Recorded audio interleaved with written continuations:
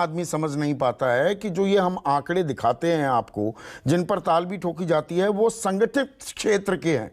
और हमारा जो असंगठित क्षेत्र है, इनफॉर्मल सेक्टर, यानी कि जिनके पास पक्की नौकरी नहीं है, एमएसएमई में, कारखाने में, कारोबार में लोग लगे हुए हैं, अपनी दुकान चला रहे हैं, वो हैं 94%। और उनका एक्चुअल जो पुट है 94%, तो वर्कफोर्स की बात हो गई, और उनका कंट्रीब्यूशन होता है 45%।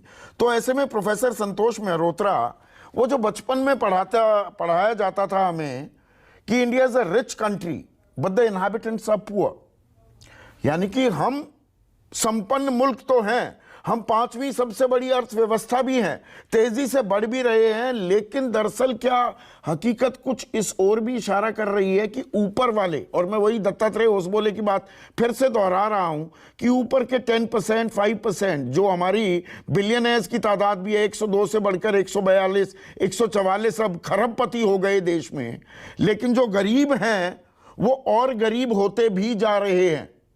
ये एक समस्या है क्या जिसको हमें पाटना है, बजाय आरोप प्रत्यारोप के? जी बिल्कुल, आप बजा फरमा रहे हैं। और आपको मैं संदीप जी और आपकी टीम को बधाई देकर के शुरुआत करना चाहता हूं, क्योंकि आपने इतने सुंदर ढंग से कार्यक्रम का शुरुआत करी आंकड़े बता करके, और कोई चैनल पे इस तरीके से आंकड़े नहीं बताता। मैं आपको बहुत बहुत बधाई देता हूं। तो पहले तो आंकड़ों से ही शुरू करते हैं। विषमताएं तो बढ़ी रही हैं, उसके आंकड़ों पे भी आ सकते हैं, मगर क्योंकि शुरुआती दौर में जफर साहब ने बड़ी बातें करी, उनका सफाया करना जरूरी है। पहली बात तो फास्टेस्ट ग्रोइंग लार्ज इकोनॉमी, जो बात बार बार कही जाती है, कान पक गए सुनते सुनते।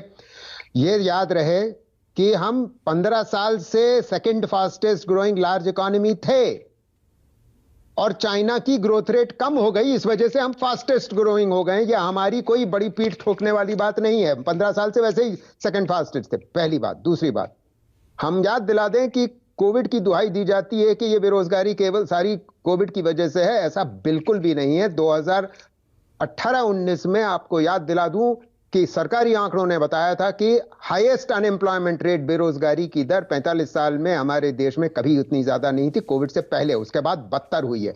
और ये जो पांचवी बड़ी हमारी अर्थव्यवस्था हो गई है, वो केवल इस वजह से हुई क्योंकि यूके की इकोनॉमी ज्यादा कॉन्ट्रैक्ट करी।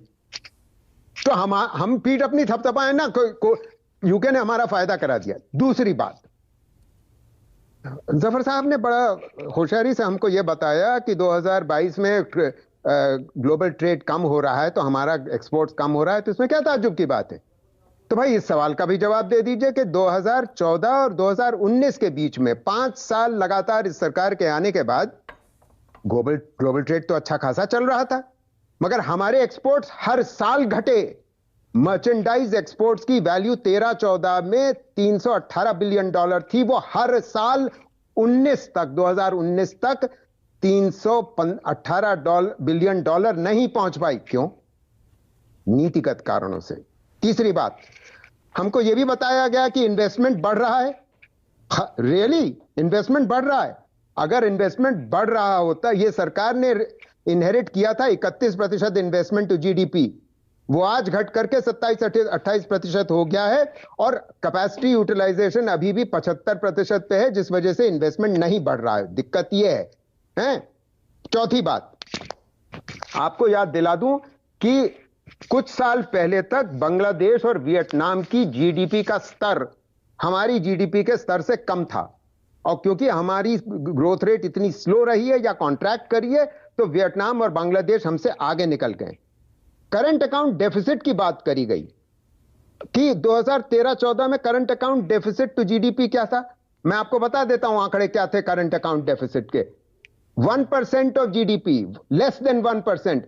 और आज की तारीख में करंट अकाउंट डेफिसिट क्या है? यानी कि हमारे एक्सपोर्ट्स कम हो रहे हैं और इंपोर्ट ज्यादा है, तो करंट अकाउंट डेफिसिट की स्थिति उसकी 3 गुना है, 2.8% ऑफ जीडीपी है। और अगले साल आरबीआई कह रहा है कि वो 3.4% ऑफ जीडीपी होना चाहिए।